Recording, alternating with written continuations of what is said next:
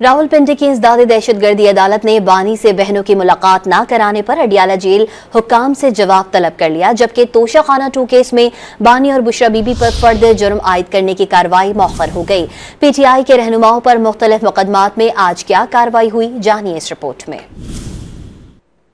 توشہ خانہ 2 کیس میں بانی پی ٹی آئی اور بشرا بی بی پر آج بھی فرد جرم عائد نہیں ہو سکی۔ کیس میں نامزد ملزمہ بشرا بی بی کی عدم حاضری کے باعث عدالت نے فرد جرم کی کارروائی آئندہ سماعت تک ملتوی کر دی۔ بشرا بی بی کے وکلاء نے یقین دہانی کروائی کہ وہ پیر تک عدالت میں پیش ہو جائیں گی۔